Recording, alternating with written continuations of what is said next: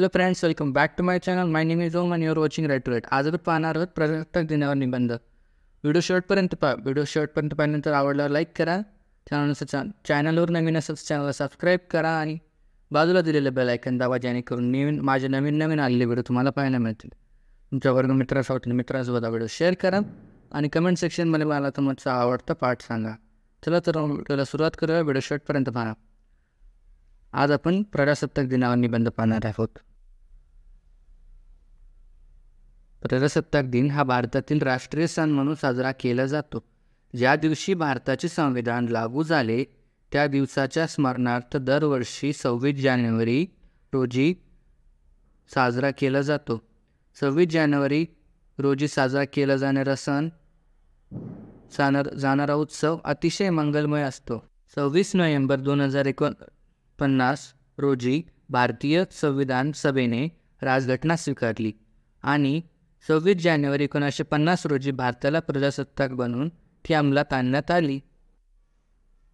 मुख्य प्रजासत्ताक दिनाचा सोहळा राष्ट्रीय राजधानी नवी दिल्ली येथे भारताच्या राष्ट्रपती समक्ष राजपथावर आयोजित केला जातो. भव्य परेडचे आयोजन केले जाते, ज्यामध्ये जगभरातील मान्यवर आणि सर्व स्तरांतील लोक मोठ्या संख्येने सहभागी होतात. राष्ट्रपती भवनापासून परेड सुरू होऊन इंडिया गेटकडे निघते.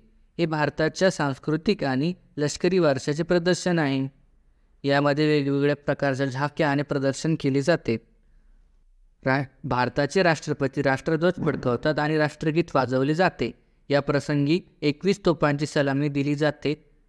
या परेडमध्ये भारतातील विविध राज्यांचे प्रतिनिधित्व करणारे रंगीबिरंगी फ्लॉट्स यांचा सांस्कृतिक वारसा दाखविण्याचा समावेश आहे.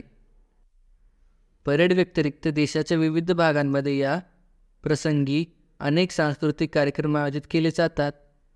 देशाच्या विविध भागांतील लोक एकत्र येऊन हा दिवस मोठ्या उत्साहाने आणि देशभक्तीने साजरा करतात. या दिवशी आपण भारताला स्वतंत्र आणि लोकशाही करण्यासाठी लढलेल्या अनेक महान व्यक्तींना आदरांजली देतो. राष्ट्राची एकता, विविधता आणि प्रगती करण्याचाही हा दिवस आहे. भारतीय राज्यघटना आपल्या सर्व नागरिकांना त्यांचा धर्म, जात आणि किंवा लिंग काही असो या न्याय समानता देण्याची हमी देते. त्यामुळे आपण प्रजासत्ताक दिन साजरा करतो. चला तर व्हिडिओ आवडला असेल तर व्हिडिओ लाईक करा, चॅनल सबस्क्राईब करा आणि मी तुम्हाला भेटेन नवीन व्हिडिओमध्ये. तोपर्यंत बाय बाय.